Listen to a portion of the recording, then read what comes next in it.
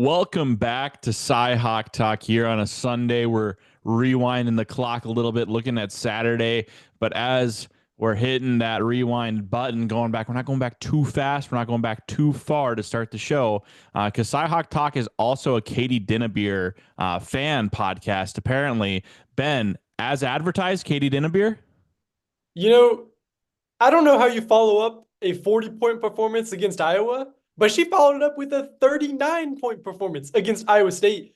The Drake senior point guard, for those who don't know, almost single-handedly beat Iowa State women's basketball, the number 8 team in the country right now. But the Cyclones are able to hold on Sunday afternoon with Audie Crooks making a layup at the very last second. Dinnebear, she had the last 3 buckets for Drake. She was going down trading buckets by herself. I really thought she was going to get it done. Yeah, certainly a fun player to watch, and unfortunate that I'm not going to get to see her again this year. And I'm assuming it's her final year since she's a senior. So, uh, what a fun career it has been to watch her, though. So, I was happy to see she had another big game. She loves those in-state games. She talked about it after the Iowa game. She said that they're the most fun games on the schedule. I'm curious how many points she scored against Creighton. I know that they played Creighton like 2 weeks ago. And the Blue Jays are a pretty good team. So curious thing to look at, I think, would be maybe she just gets up to competition, I guess. Yeah, and we'll get into the football, but I mean, just what a statement for Iowa women's basketball. Everybody knows about Iowa Hawkeyes. Everybody knows about Iowa State, but UNI goes out there and beats Iowa State this week. I mean, we just saw how good Drake is. Bill Finley said after the game, he's not seen a week of point guard play ever, like he has with seeing Maya McDermott for UNI and Katie Dinnebier with Drake. So quite the high praise from Bill Finley, who's seen a lot of basketball. 2 years ago, you and I beat Drake. Maya McDermott hit a last second bucket both games to win, like a buzzer beater to win both games. I'm pretty sure if memory serves correctly. And I basically had the exact same question to Coach Warren as Emily Ryan had for Audie, which was like, I don't think there's anybody in the gym that was confused as to where that ball was going. And like, how does a player score in that kind of situation? What Emily say about Audie? Yeah. So the play, for those who haven't seen it yet, happened with like 5 seconds left, tie game. Iowa State's inbounding from its own side of the floor, and or inbounding from the basket it's scoring on, and Addie Brown gets the ball up top. She's the coach described afterward. Addie Brown had the option at the top of the key to either shoot the ball herself or, if it's a one-on-one matchup, get the ball to Audie Crooks. And it wasn't much of a decision. She saw the one-on-one matchup, got the ball down low to Crooks, who was able to create a little bit of room and make a really easy layup, considering the entire game rode on that one shot. And I think after the game, Bill Finley said, "Look, like if if Addie Brown wouldn't have gotten the ball there to Audie Crooks, they might have had a problem because Audie Crooks wants the ball in her hands late. And why wouldn't you? She's hit game-winning shots before, and she made it look easy Sunday night." Well, they say the state of Iowa is the center of the women's college basketball universe, and that's not just because of Caitlin Clark of the Hawkeyes or even the Cyclones for that matter. It's 4 strong state schools or 3 strong state schools and a private school that's also in the state that help them maintain that accolade, that label. But talking about how Iowa State women's basketball bounced back, the football team, I almost called it the men's football team, which is ridiculous because it's just, only men play football. So the football team at Iowa State, they're kind of solidifying the bounce back a little bit. They did it with some trickeration late in the game. Ben, what stands out about the Cyclones win on Saturday?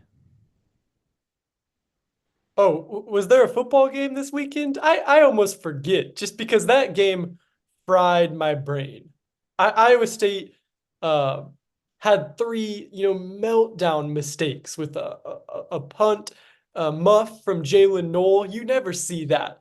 They had a tipped pass that went for an interception, pick 6 from Rocco Becht. We've seen that a lot, but not in kind of the fluky way, Matt Kimmel said. It happened on Saturday. And then, of course, they have a punt that's blocked and run back for a touchdown. So Utah gets 18 kind of cheap points. But yeah, the trick play. Carson Hansen, the guy who'd been running for about 4.5 yards a carry all game, doesn't run it. He throws it to Ben Burkle down in the red zone. Gutsy call from Taylor Mauser on the final drive. Turned out to be the game-winning drive. It was a gutsy call at the right moment. Iowa State had set it up all game with the way they've been running the ball on those tosses. And Carson Hansen said after the game on the radio, it had kind of been in the playbook. We'd said maybe we'll use it, maybe we don't. He was happy they used the trust, and he converted, paid off in a big way for the Clones. I'm curious, did you guys ask him about maybe a little bit of an underthrown ball? Is he working on his mechanics a little bit? It's his first college pass. Cut him a break, Ethan. Cut him a That could have been a break. touchdown. If he leads his receiver up the field, that's a touchdown. That's all I'm worried about. They need to get in the end zone at that on that play. I think we could have given Carson Hansen a harder time for it had he not plowed in from the 3 yard line on the very next play. I think he made up for his underthrown ball with that touchdown run. It's kind of funny because there's a play just like that in the playbook I use on College Football 25, and the running back always underthrows the wide receiver. Like you always have a ton of separation, and then you just throw it at his feet. And so the receiver has to stop and like turn around and like fall over to catch it. And it looked exactly like the game. Like Iowa State is playing video games out there. The rest of us are playing like checkers or chess or something, and they're playing video games on the football field. Yeah, I mean, seriously, it felt like a video game. It didn't even feel like a real game. I mean, it just felt, if you're an Iowa State fan, like you're sitting there and thinking, this is the most Iowa State football thing to happen. The other shoe's going to drop. Because really, Ethan, Saturday started out so well for Iowa State, and they hadn't even kicked off yet. BYU loses against Arizona State. Colorado loses against Kansas. That opens up the doors for Iowa State to potentially reach the Big 12 championship game. And Iowa State looked like it might let that opportunity slip by. There was going to be some Salt Lake in the wound, to call it back to one of our headlines, a headline that we did not have to end up writing. I'm curious. You mentioned the BYU score. I saw some conjecture that maybe Campbell, he claimed to have not known the score of the BYU game, but there was some people speculating that maybe that might have been a little bit of a fib. If Matt Campbell were Pinocchio, would his nose have grown in your assessment on that comment? Yeah, it's funny you bring that up. I watched the post-game press conference, and it was kind of interesting. I think Matt Campbell had an idea that both BYU and Colorado were losing, because he kind of started in the press conference to say, oh, did they end up, and then I do believe reporters were able to confirm the results of those matchups for him. Maybe it's a kind of deal where he gets to watch the first half or something of those games that both started out really going Iowa State's way. So I don't know if his Pinocchio nose would have grown at all. I think maybe it just got confirmed in that moment. And then rounding things out for the first half of our show here today, Iowa picks up the win over Maryland. Jackson Stratton 1-0 as a starter at Iowa, and then also gets the vote of confidence going into the Nebraska game, the battle for the Heroes Trophy.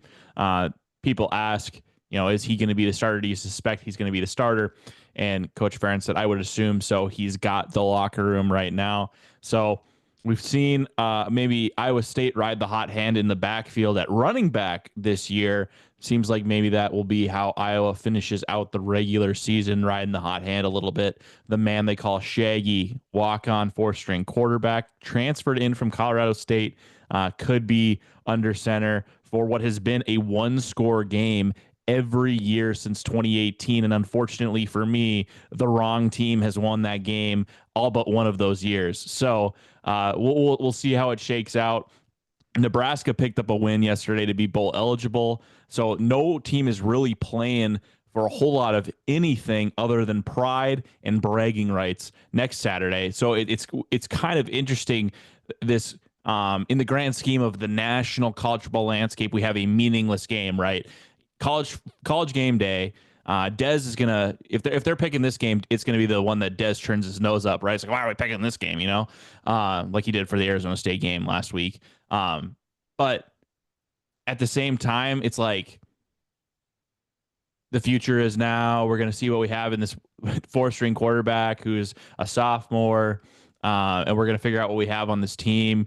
We're going to figure out what the direction of this program is going to look like going into the offseason. And neither team is you can't like hand wave away a loss. Like, oh, Nebraska was playing for bowl eligibility, Iowa was playing for nothing, or vice versa. It's just purely like pride, bragging rights, trying to figure things out. So it's interesting. I don't think Iowa's played in a ton of these games this late in the season. They're usually playing for a Big Ten championship spot or a Big Ten West title. It's just I think it's unique that there's a whole lot of nothing at stake other than the trophy. Well, and like you said, Ethan, I mean, these bowl games have become more of a reflection of next year than a celebration of this year. And I think at this point in the season, it's kind of fair to say that the final game of the regular season is maybe shaping up that way in terms of Iowa. Is this already about 2025? I mean, I don't think that that's how the team's approaching it at all. That's not what the temperature of the room. Anytime we've talked to the players, I think probably for the fan base, it's a lot more of looking forward than anything. Saw some chatter about people like, oh, let's just start Stratton anyway, just to see what we have. And it's like, I don't know if he's necessarily the future of that position. Fairly limited game plan, only threw 14 or only attempted 14 passes. I don't know exactly how many dropbacks he ended up with. I know he had 2 rushing attempts for -8 yards. They didn't really look to take full advantage of the arm that they've kind of praised and gone crazy about.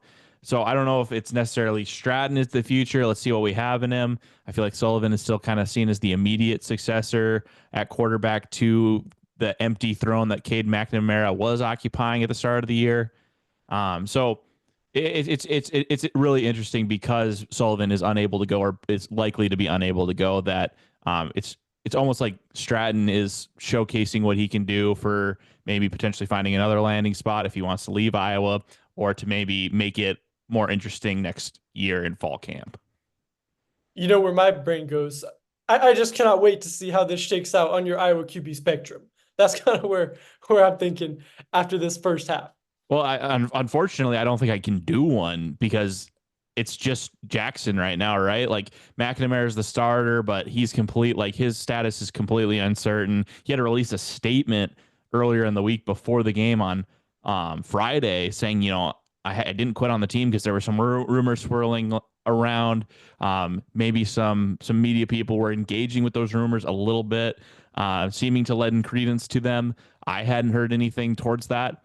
But he comes out with a statement and says, I have not quit the team. I'm still a proud member of this football team. Kind of explained that he had an adverse reaction when he got cleared to return to practice, wasn't ever cleared to play. So it's really interesting. I think the QB spectrum, I think we're just going to finish it off with your playoff-ometer because the QB spectrum is broken. Like the we need new batteries. Perhaps the batteries leaked acid in the back of the machine, so it doesn't work anymore, but it's just completely useless at this point of the season. I guess then we can get into the Iowa State playoff-ometer. And as tempted as I am to move the Cyclones up, I just don't think at this point I'm comfortable with moving them into a lock. I'm definitely going to keep them at the eyeballs, and it's a much more comfortable watch than it was last week. Last week, Iowa State fans were watching because they needed help. They needed BYU and Colorado to lose. And this week, they're going to be watching their own game. 6:30, Farmageddon. It might be a little snowy. It's going to be cold. It's going to be windy in Jack Trice Stadium. And that's exactly how Iowa State, I think, would want it. A chance to go out and make a really strong statement and accomplish a lot of their goals. It's so tough to say. There's all sorts of, I guess, underlying caveats with this whole thing. The Big 12 is jacked. I think there are something like still 9 teams mathematically in contention for the Big 12 championship game. As far as media people can tell, I wrote a story. I've seen other stories talking about this is a win in your in game for Iowa State. And I think, Ethan, for all intents and purposes, I can confidently say that. There are some people putting out some alternate scenarios that require like 3 or 4 different games to go wrong. at this point, I'm ready to say let's analyze those equations when we get to it, right? When it actually matters, because my brain is breaking, trying to figure out what the heck needs to happen or has to happen on Saturday. And I think just from our pulse with the guys in the locker room, all the team's focused on is Saturday, which of course you'd expect, but that's the category. That's what's worked for them. That's what's worked to get them these last 2 wins and to get in a position to possibly play for the Big 12 championship. Now I need to nail this down because all year I've just been putting the arrow in the middle of the emoji bar that you're on. Are we center of the eyes? Are we lean and lock on the eyes? Are we lean and puke on the eyes?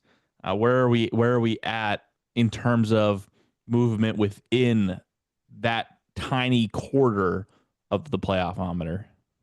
When you give me the options of am I closer to puke or am I closer to a lock, I have to say I'm closer to the lock. Put me on the right side of that emoji quadrant. Again, I'm not quite to a lock yet. Iowa State still has to beat Kansas State. I think Iowa State's a 2.5-point favorite is what the line opened up at. So nothing is a lock for sure. You still got to win the Big 12 championship in all likelihood to get that automatic berth into the college football playoff. But that's a lot closer than puking. Ben's on the right side of the eyes emoji in the second quadrant of the playoff-ometer.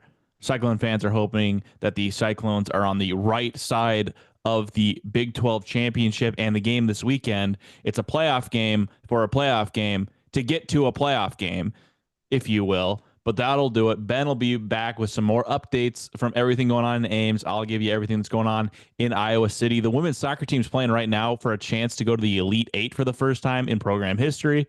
Already made the Sweet 16 for the first time in program history. So be sure to check out qctimes.com for the latest on the women's soccer team tomorrow morning. But that'll do it for the show. Thanks for watching.